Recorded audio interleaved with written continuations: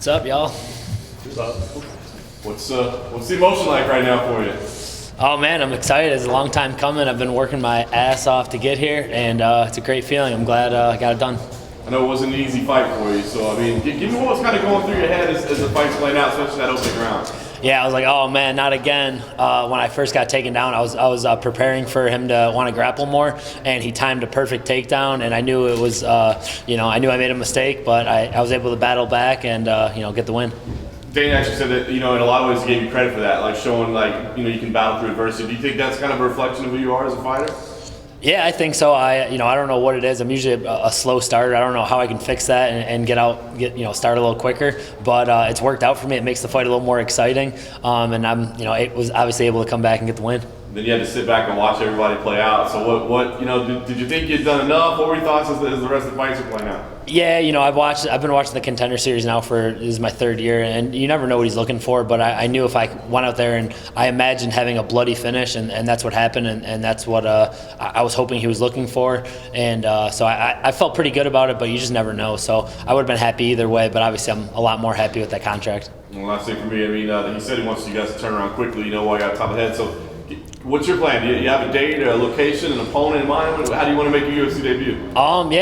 So my boy Matt Frivola, I would definitely love to get on the same card as him. I was looking at that UFC Boston or New York later in the year, but we'll see. I'm going to enjoy the next couple of days and start planning it from there. And whatever they give me, I'm ready to fight, and I'm ready to prove that I belong here. What's going through your mind in the first round? It looked like he had you in all kinds of trouble, and it's you fought so long, 4 years to get back here. And then were you thinking like, oh man, this could be it? Yeah, luckily I train with black belts every day. He's a black belt in jiu-jitsu. I train at Gracie Tampa South. There's a lot of killers on the mat. I literally train with black belts every day. I've been in those positions a bunch of times. So I knew as long as I didn't give up the big play and I had a chance to escape, I knew I was going to be able to come back and win. So I just tried to stay relaxed and just weather the storm. And luckily it worked out. I was able to get out of that position and get on to the next round. And then what did your coaches say to you at the end of the round? Yep, and we kind of expected this. He had a lot of early finishes, so I knew going into that second round I would have some advantages. I work really hard on my cardio and my conditioning, so I knew going into that second round I thought I'd have a little more gas, and it worked out for me that obviously he didn't finish me, and I was able to to get the win. Yeah, you started picking him apart. What do you think was the most effective part of the striking? I think the body shots were huge. Yeah, he had a lot of reach to overcome too. Yeah. I think I just think the consistent pressure. A lot of people can't deal with that. They watch my tapes, and it's a lot different being in there with me.